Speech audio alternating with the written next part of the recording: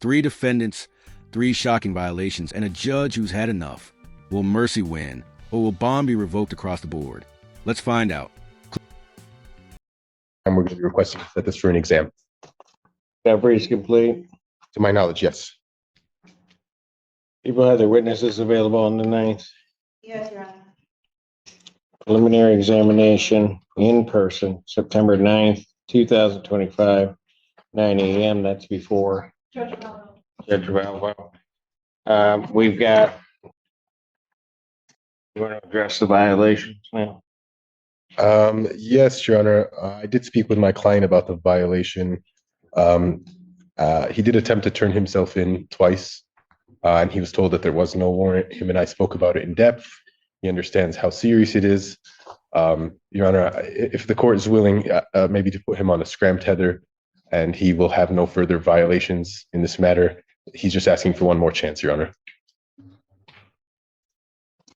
Response from the people? Your Honor, we have concerns about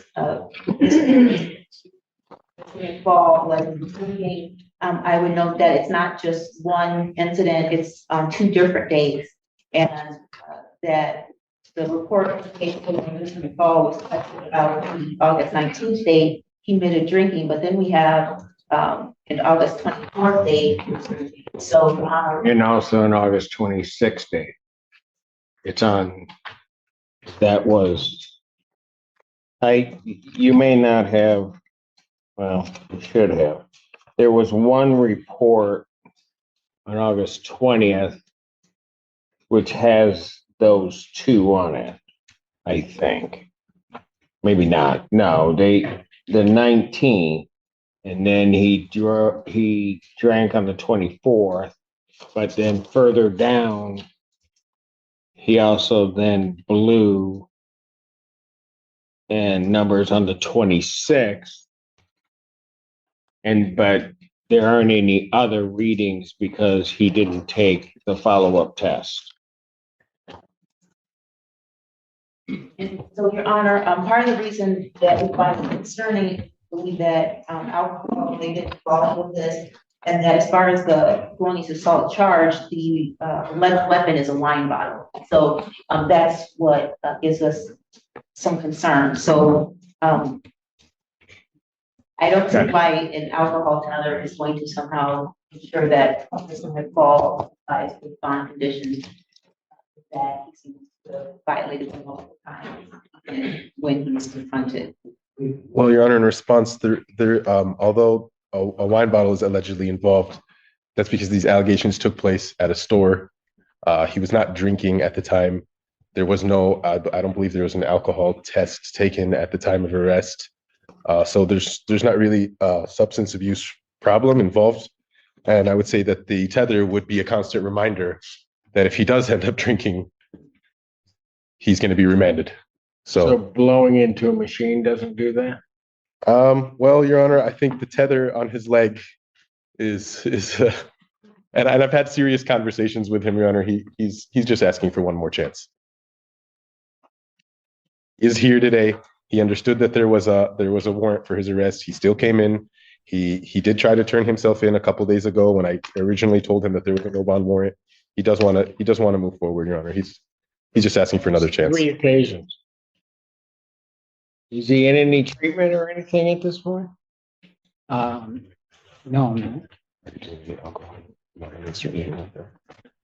Just at my church, I don't have proof for it though, and I did sign up for AA. I took like a hour-long test on it. I just got to get into. Okay. Well, it looks like he is working on that, Your Honor. He's signed up. Working on it. Yes, he's signed up for treatment. Between drinks. Bond revoked, defendants remanded.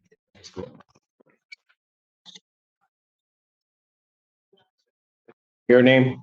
Melissa Kalminski. All right. What are we doing on this case? Your Honor, we're asking for an adjournment for negotiations and to review videos. Here's the problem. McFall's attorney paints him as responsible, even willing to wear a tether. But prosecutors reveal he admitted drinking not once, but 3 separate times.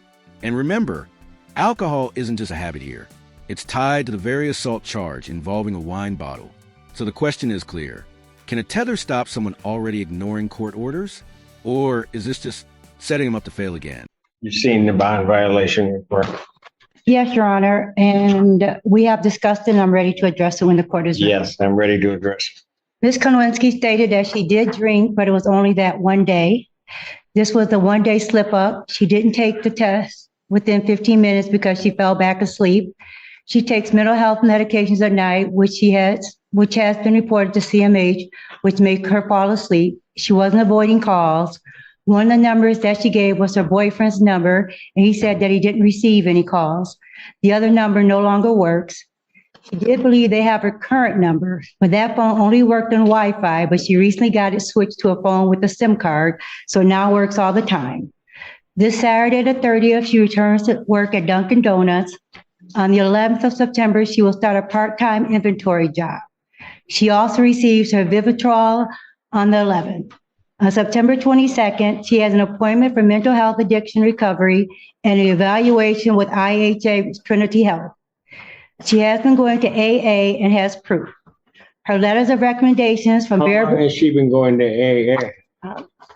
She has the proof. How long have you been going? I've been going over a year. It's a sunshine group. But since I've been out of rehab, this is what I have. When did you get out of rehab? I got out on the 15th Of what? August. And she does acknowledge that Instead of drinking by the 19th. that was one day One. after. And since then, she has been testing negative. She has letters of recommendations from Bear River Health and one from her boss. She volunteered in Hanover, Michigan at Rust and Dust and has a letter from there also. She realized she slipped, and for the first time, she wants this court to know she caught herself and immediately got back on track. And normally when she slips, she goes on a bender. Ms. Konowinski is asking for more time to test instead of twice a day so that she is more accountable to herself and to the court. We ask this court to recognize that she had no violations after that date and to give her another chance, especially since she has appointments set up for her mental health and for her addiction. She is also here today knowing that she could be remanded. She would also like to address this court. Good morning, Your Honor. I first off want to thank you for back in December of evicting me from my ex's house. I'm glad that you did. I did not want it because that was a safe spot to drink. And since being evicted, things have changed. It's come into a lot in my life. I don't have to be in that household with him. And for that, I thank you very much. During the eviction, I was scared because I was giving up my way of drinking. And to this day, if I would have still been there with that man, I would probably be dead. So I thank you for giving me the eviction. And I do acknowledge and admit my part in this addiction and what I did. I'm not saying it was right, but I want to be fully honest with my recovery completely with sobriety because I don't have any more to give. Response from the people. This is an OWI third with 2 priors, both in 2021. This was a hit and run crash where the defendant was then located driving a vehicle with heavy front-end damage. She was so intoxicated they couldn't even do the field sobriety test. Eventually, her blood test showed she was a 0.280. I have no faith that she can be safe in the community right now. I'm extremely concerned that even with this gram tether, given the levels that we see in the sober link testing. And I also know from the court, I'm sure the court's already seen it, it's towards the end of her testing window. So that leads me to have suspicion about what was it earlier in the day. I'm extremely concerned for public safety. Should she be released at all, I would ask that her bond be revoked and she be remanded. If the court is inclined to release her, I would absolutely request a scram tether. I don't think sober link is going to be sufficient for public safety. And Your Honor, I think she would be okay with that as she did ask for more times to test so that she could be more accountable to herself and to this court. And Your Honor, I have to go back to that. I don't think more times to test is going to be an adequate solution here with somebody that's at a 0.28 crashes, runs from the scene and has 2 priors. Let me clarify. I was saying that she would be okay with the scram tether.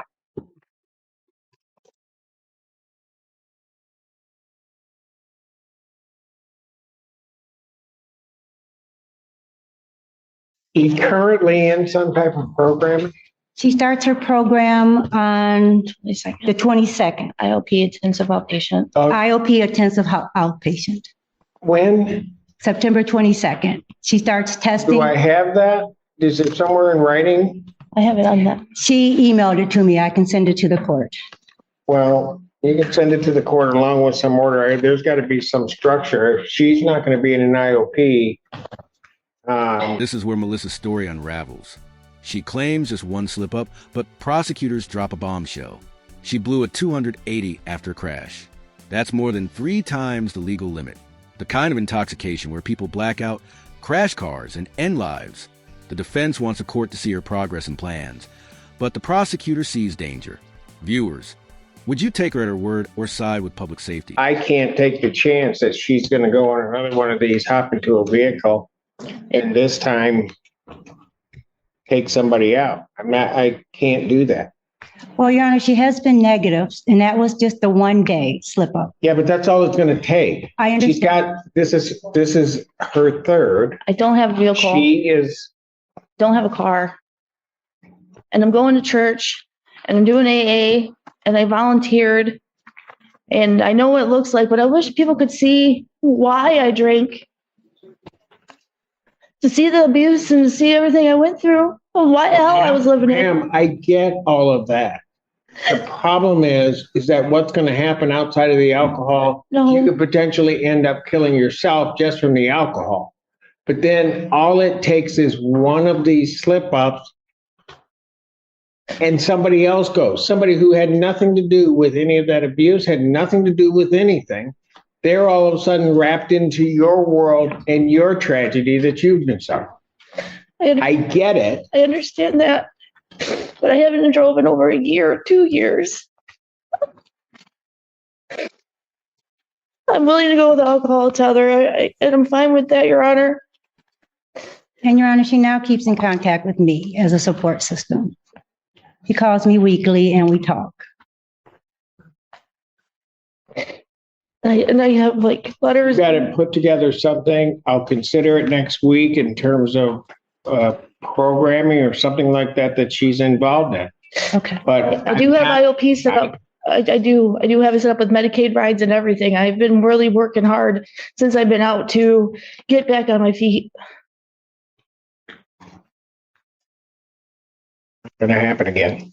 Defendant's bond is revoked during the probable cause conference, September 4th, 2025, 9 a.m. Yeah. Okay, September 4th, Your Honor? Yes. Thank you, Your Honor. Your Honor, today is the date and time set for probable cause conference. At this time, we're going to be asking for an adjournment to continue negotiations, as well as give my client some time to hopefully pay off the some of the restitution in exchange for a better offer. Before I set the date on an adjournment, she has a no bond warrant. Yes, Your Honor. Address that. As to the violation, Your Honor, my client still has the tether on her, leg. As to the explanation, Your Honor, she tells me she was riding her bike and the tether got caught in her bike, and like with the pedal, so she kind of had to adjust it. She lives far away from community corrections. That's why she wasn't able to go in and get it. This excuse is one for the books. A tether that poked through after getting stuck in a bike pedal. The defendant insists she called her mom, then admits she actually rode to her work. The prosecutor immediately catches a contradiction. Was it nerves or a flat-out lie? Judges don't like uncertainty, especially with repeat offenders. What do you think? Honest mistake or just another attempt to dodge accountability? Too. I had my number to the tether guy in my phone, and I had no way to contact. So the tether came off in a pedal. No, it's still on. It just pulled it and it poked it. Like there's something poking through it. Call community corrections at any point? That's what I'm saying. I was able to. I didn't know who to call except for the tether officer, Mr. Levitt, but it was saved in my phone. Was your tether going off? Broken. It was going off, but I was on my bike and I was kind of scared, so I wasn't sure where or what to do. I did call my mom right away. As soon as not call her, but I went to her work. I rode my bike to her work actually, and tried to use her phone, but I wasn't able to while she was using it for work. So if you didn't know where to call, what were you going to do with her phone? I was going to call the public defender. which I did. I was able to email someone that following Monday because it was on a Friday, but I did text Hannah Mackey from the public defender that night when I was able to use her phone, explaining that there was an issue and that I didn't have a way to contact. And then when I did finally get a hold of him, and left a message out until tomorrow, I think, but I was waiting for someone to contact. Did you go to the community corrections? I called them. I did when I finally was able to figure out who to call when I got the email. When did you call them? I called. How many days after this alarm went off? Well, it happened on Friday, and then I got the number to call the community corrections that following Monday. I called and left a message for Mr. Levitt. I think I left the message actually today. Your Honor, I just want to say that this is a tether was put on because I believe for a previous failure to appear, and she is here today, Your Honor. So it shows that she does want to comply with the court order. She does want to be here. She does want to handle her case. But she doesn't want to comply. Have you been to the community corrections at all? No, I live in Jackson. I was lucky to get here today. I wasn't even sure what was going on. I don't have a vehicle, or a phone at the moment. So I was requesting things through email as well, or trying to. I'm still charging it as well. Like I'm not trying not to. She's not trying to. She's not trying to abscond, Your Honor. She's not trying to disobey the court orders. It was just. It seems it was just an accident, and just due to her lack of efficient communication method, I think that's really where the problem lies. I have an old tablet from 2015, I think, with Wi-Fi for communication right now. And when I reached out to her and let her know that she would be required in person because she initially tried to attend via Zoom and put in a request via Zoom, she did her utmost to make it here, and she's here, Your Honor. So. Yes, but I don't understand why she didn't. She hasn't even secured a ride. This is where Melissa's story unravels.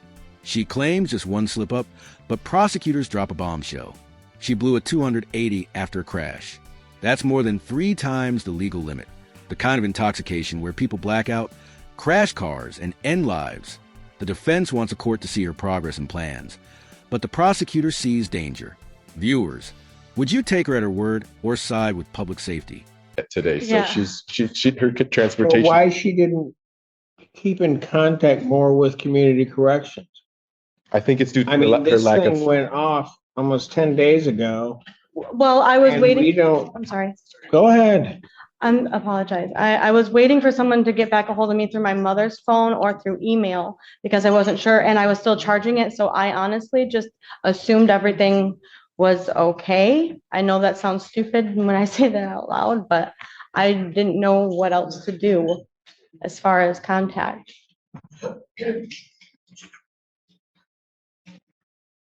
As soon as I found out the information this morning, I did everything I could to make sure to come. And left another message on Mr. Levitt's voicemail, who will not be in until tomorrow. The second page and what they suspect this defendant was doing is really alarming to me. I'm not sure what that means. Your Honor, I think that is mostly just speculation at this point. I don't. She still has the tether on. She's still been charging it. She's still. What is? And I don't think there's a hot zone to this tether, Your Honor. I think it's just a GPS tracking tether to make sure she comes back from court, is what I understood. And she is here today. So the purpose of the tether is being fulfilled. Any response from the people? Your Honor, when the court released this defendant in April of this year, the court gave her a chance. I had expressed concerns because she had 2 warrants out of Kent County, one for child support, one for an OWI 3rd, if I recall correctly. And I was worried about seeing her again. The court gave her this tether as to track her location. So it is the people's opinion that strict compliance with the tether would be a condition of bond. So any tampering, anything like that. I noticed when the defendant was giving her recitation of what happened, she first said, I called my mom, and then very quickly said, I went to her work. Because she earlier had said that her phone wasn't working. So that is concerning to the people and something I picked up on. I think the court picked up on it too, as I Yeah, I did. So I'm just worried about what's gonna happen. I don't think I'm being told the truth, in all honesty. I understand where, Your Honor, I understand, but as I said, the purpose of the tether was for her to come back to court. I'm not sure why there's concerns if she's in court here today.